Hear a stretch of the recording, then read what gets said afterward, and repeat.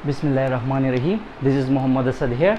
और dear students, today our topic is on tissue organization, जिसे हम जर्म लेयर भी बोल सकते हैं या इसको हम बॉडी लेयर्स भी बोल सकते हैं।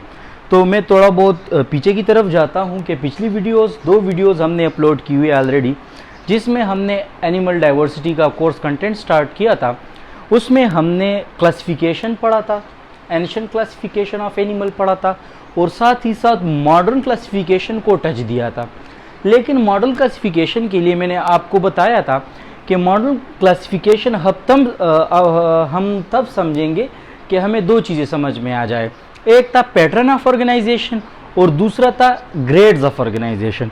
तो दूसरी वीडियो में हमने फिर पैटर्न ऑफ ऑर्गेनाइजेशन के ऊपर बात की थी और उसमें हमने सिमेट्री पढ़ी थी डिटेल में कि कौन कौन सी सिमेट्री एनिमल में पाई जाती है। तो आज दूसरा टर्मिनोलॉजी हम स्टडी करेंगे जो है हमारे पास क्या, टिश्यू ऑर्गेनाइजेशन भी हम उसे बोलते हैं कि एनिमल में कितने लेयर्स बनते हैं। डेवलपमेंटल बायोलॉजी का भी हम टच देंगे इसमें, क्योंकि हमें ये समझ में आ जाए कि लेयर किस तरह बनते हैं, फिर पूरा ऑर्गेनिज्म उस लेयर से किस तरह बनते हैं। तो जब जाइगोट बनता है और उसके बाद डिफरेंट प्रोसेस होते हैं, तो उस दौरान इसके अंदर लेयर्स बनते हैं। तो कुछ एनिमल्स के अंदर जो लेयर्स है वो नहीं बनती और वो उसका पूरा का पूरा बॉडी बन जाता है, जिस तरह के पोरेफ्रा हो गया। कुछ एनिमल्स के अंदर 2 लेयर्स बनते हैं, कुछ एनिमल्स के अंदर 3 लेयर्स बनते हैं। तो आइए डिटेल में स्टडी करते हैं कि बेसिकली किस तरह होता है। तो इंट्रोडक्शन से स्टार्ट लेते हैं। अब सबसे पहले आपको पता होगा कि जर्म सेल्स होते हैं। फीमेल में हम उसे एग बोलते हैं और मेल में हम उसे स्पर्म बोलते हैं। तो जब ये दोनों फ्यूज होते हैं तो हमारे पास क्या बनता है, जाइगोट बनता है। और स्पर्म और एग जो है वो हैप्लॉइड इन नंबर होते हैं, यानी n नंबर ऑफ होते हैं। इसमें भी n नंबर होता है ऑफ क्रोमोसोम्स और ये भी n नंबर ऑफ क्रोमोसोम, यानी बॉडी सेल के अंदर जितने क्रोमोसोम्स होते हैं उसके हाफ होते हैं यहाँ पर। तो ये दोनों आपस में यूनाइट होके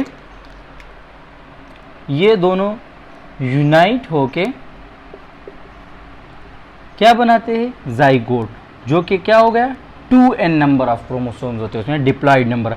और यही जाइगोट आगे जाके डिफरेंट स्टेजेस से गुजर के एक ट्रिप्लोब्लास्टिक यानी 3 लेयर्स बनाएंगे और फिर उन 3 लेयर से आगे जाके एक पूरा का पूरा ऑर्गेनिज्म बनेगा। तो स्टार्ट लेते हैं फ्रॉम हेयर। तो जाइगोट बन गया। अब जाइगोट के अंदर हमारे पास क्लीवेज स्टार्ट हो जाती है। क्या, पहले जर्म सेल थे, फर्टिलाइजेशन हो गई, यूनाइट हो गए, स्पर्म और एक जाइगोट बन गया। ओके, जाइगोट बन गया। अब जाइगोट के बाद हमारे पास क्लीवेज स्टार्ट हो जाती है। ये जो जाइगोट होता है, यहाँ पर मैं आपको डायग्राम से समझाता हूँ। ये हमारे पास जाइगोट बन गया अंदर न्यूक्लियस से। अब ये न्यूक्लियस डिवाइड होके, उसका साइटोप्लाज्म डिवाइड नहीं होता, और ये क्या बन गए, 2 सेल्स बन गए। अब इन 2 सेल से फिर आगे जाके 4 सेल बन जाते हैं और 4 से फिर 8, और इसी तरह जब इसका नंबर यानी सेल का नंबर इंक्रीज होने लगता है, और कौन से प्रोसेस के थ्रू, माइटोसिस के प्रोसेस के थ्रू, जब ये इंक्रीज होता है तो इसकी जब 12 to 16 सेल बन जाते हैं तो उस टाइम हम इसे बोलते हैं मरूला स्टेज। ओके, क्या, मरूला स्टेज। और फिर उसके बाद हमारे पास क्या, ब्लास्टुलेशन स्टार्ट हो जाती है। यहाँ पर आप देख सकते हैं कि ये कितने सेल्स होंगे, यानी 12 to 16 सेल जब होंगे तो उस टाइम हम उसे क्या कहेंगे, यानी 2-3 डिवीजन हो जाए जाइगोट के तो उसको हम मरूला स्टेज बोलते हैं। फिर उसके बाद ब्लास्टुला आता है। ब्लास्टुला, ये मैं डेवलपमेंटल बायोलॉजी का थोड़ा बहुत आपको ओवरव्यू देता हूँ, लेकिन ये हमें लाजमी है ट्रिप्लोब्लास्टिक और डिप्लोब्लास्टिक एनिमल को समझने के लिए, ये हमें लाजमी है, यानी जर्म लेयर को समझने के लिए ये उसके लिए लाजमी है कि हम इसे पहले ये से समझें। तो मरूला स्टेज आ गया। अब मरूला के बाद हमारे पास ब्लास्टुला बनता है। ब्लास्टुला किस तरह बनता है, ये जो सेल्स है, यहाँ पर मैं डायग्राम बना लेता हूँ।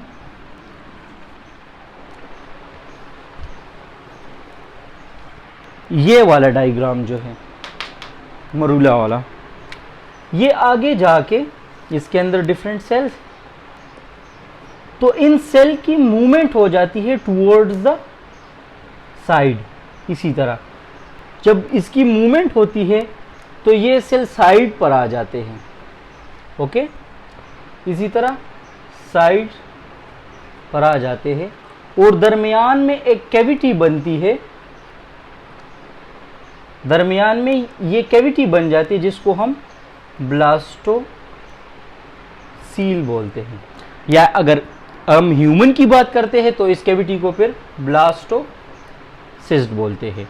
ओके, अब उसके बाद हमारे पास कुछ सेल्स के अंदर ये जो साइड पर सेल आ चुके हैं इसको हम ट्रोपोब्लास्ट सेल भी बोलते हैं।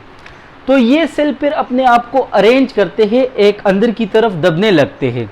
इसी तरह ये जो साइड पर सेल आ गए हैं, ये जो साइड पर सेल आ चुके हैं, ये सेल यहाँ पर एक मास बना लेते हैं नीचे की तरफ, यानी थिक हो जाते हैं और इसको हम बोलते हैं inner cell mass. Inner cell मास।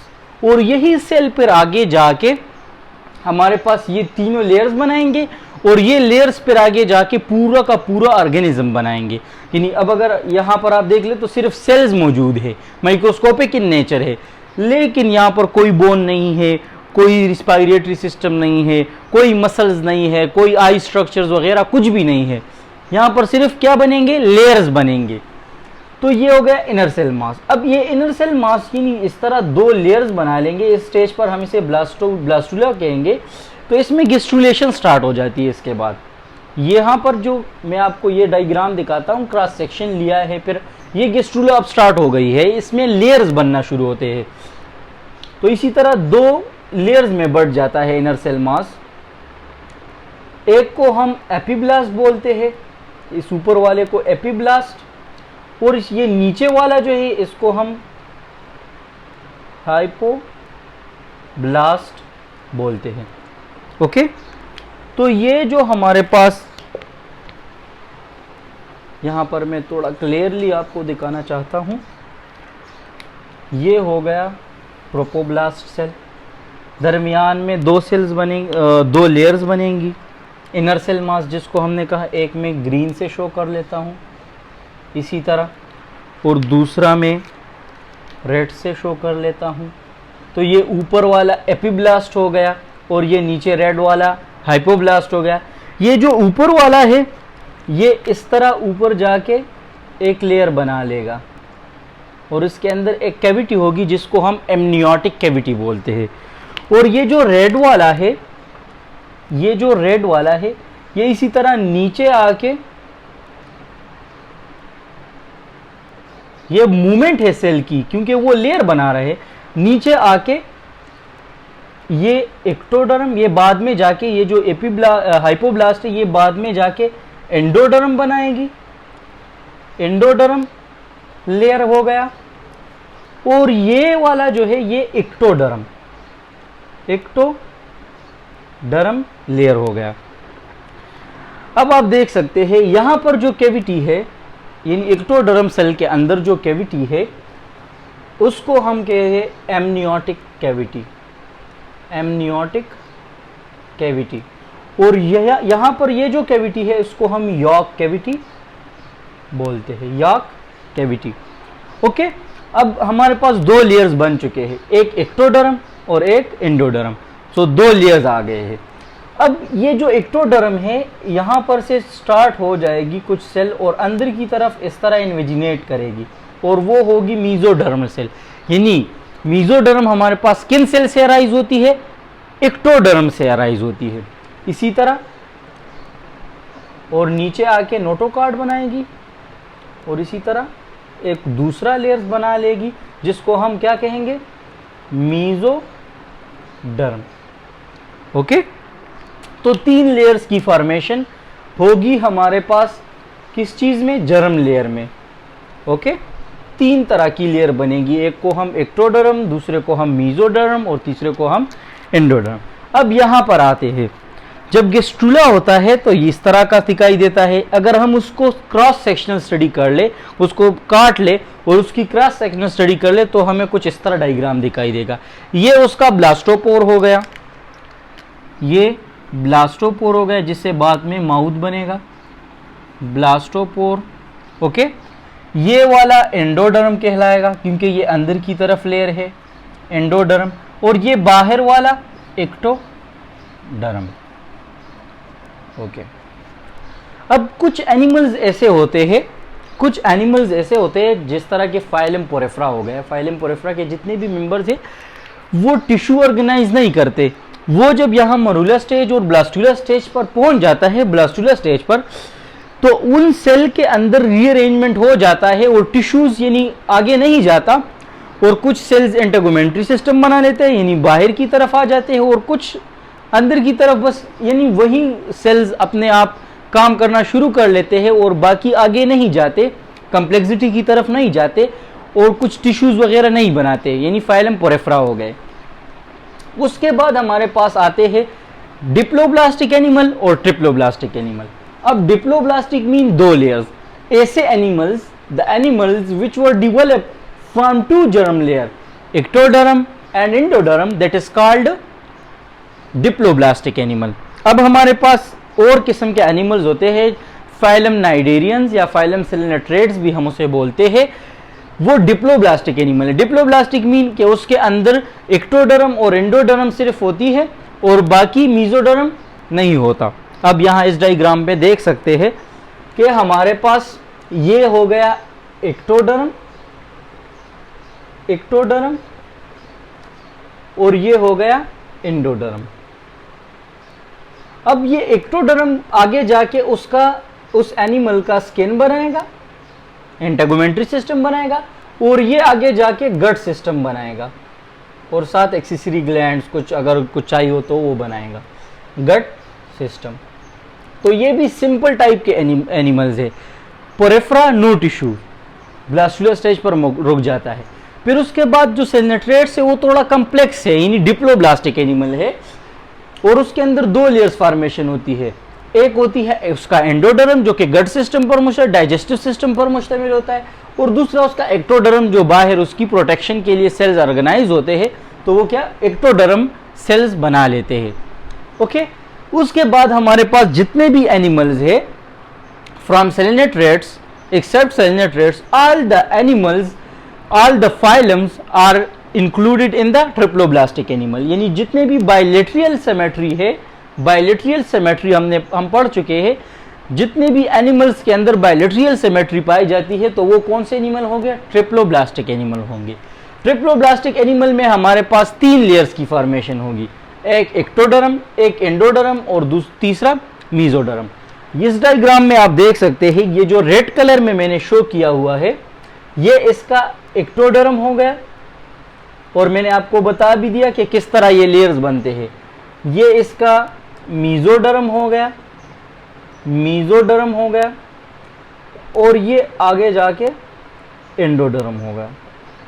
अब मैं लास्ट में एक एग्जांपल देता हूं आपको। जब हमारे पास सेल फ्यूज होते हैं तो हमें ये पता नहीं चलता कि ये सेल्स, वहाँ पर हमें कुछ स्ट्रक्चर नहीं दिखाई देते कि बोन्स कहाँ पर है या हड्डी कहाँ पर है और कुछ लेवर कहाँ पर है, आई स्ट्रक्चर्स कहाँ पर है। तो हमें कुछ यानी कोई सिस्टम भी हमें मौजूद, ना रेस्पिरेटरी सिस्टम, ना इंटेगुमेंट्री सिस्टम, ना स्केलेटल सिस्टम, कोई सिस्टम हमें दिखाई नहीं देता। सबसे पहले हमारे पास लेयर्स बनते हैं। अब ये जो एक्टोडर्म है ट्रिप्लोब्लास्टिक एनिमल में, ये फर्दर आगे जाके हमारे पास इंटेगुमेंट्री सिस्टम, इंटेगुमेंट्री सिस्टम हमारे पास स्किन पर मुश्तमिल होता है, यानी स्किन बनाएगा। उसके साथ साथ नर्वस सिस्टम बनाएगा आगे जाके, और ये जो एंडोडर्म है ये हमारे पास एपिथेलियल लेयर बनाएंगे, एपिथेलियल लेयर्स बनाएंगे रिस्पायरेटरी सिस्टम के अगर हो, और उसके साथ साथ डाइजेस्टिव सिस्टम, डाइजेस्टिव सिस्टम बनाएगा, और साथ ही साथ में एक्सेसरी ग्लैंड्स, एक्सेसरी ग्लैंड्स बनाएंगे।